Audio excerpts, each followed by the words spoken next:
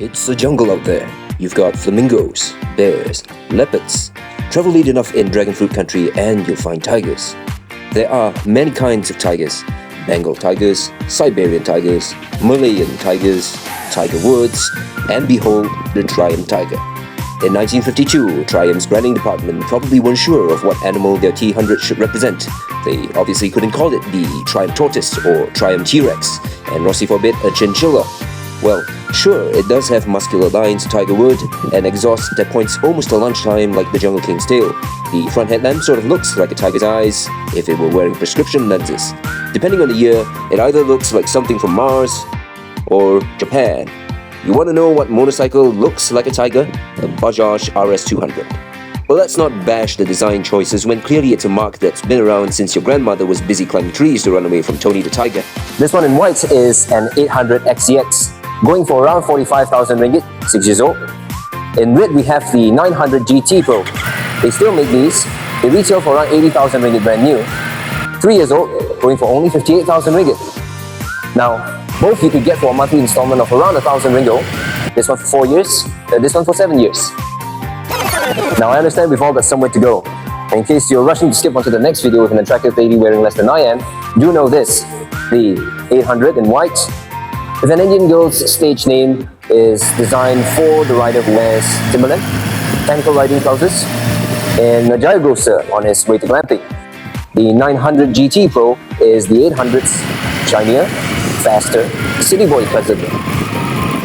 The ride of choice for the worker from home who will go into the 100-acre woods if it were a Zoom meeting.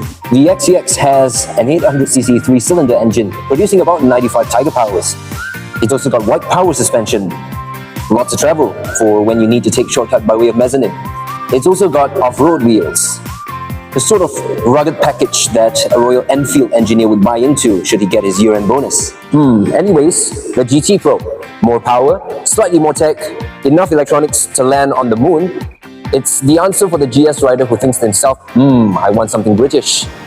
And yet I want to keep my seats warm for when it gets foggy up in Genting.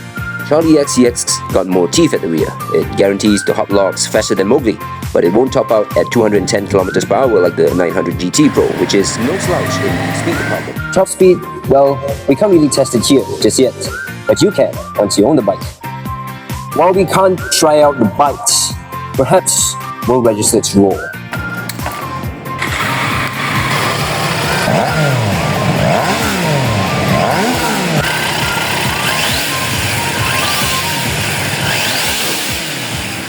If you could just listen to what I'm hearing, this T3 engine, beautiful stuff. But I can't help but feel like it sounds like Winnie the Pooh without his morning honey. That's another way of saying, if you got a Tiger and want it to sound like one, you'll need an aftermarket exhaust.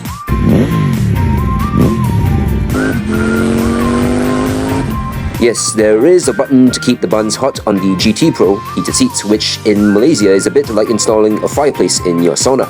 Perhaps you're still seeing the Tiger as a lap cat, and frankly that's because you've never seen Matsale Rislori ride the 7 Seas and 5 Oceans on a 2014 Tiger XC, a bike quite like ours here. Eat your heart out, BMW.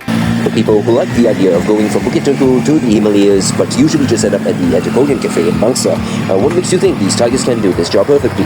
And the result is clear. If you want a raw, off-road ready Tiger that drinks from rivers and sleeps in the rain, the 800 XCX is your beast. But if you want a faster, sleeker, more grown-up Tiger that smells of espresso and does yoga on weekends, well, do what Doodle on a motorcycle did. Buy the one with the fart engine. The Tiger, 94 horsepower, 64 pounds torque. As a road trip bike, this is the perfect bike.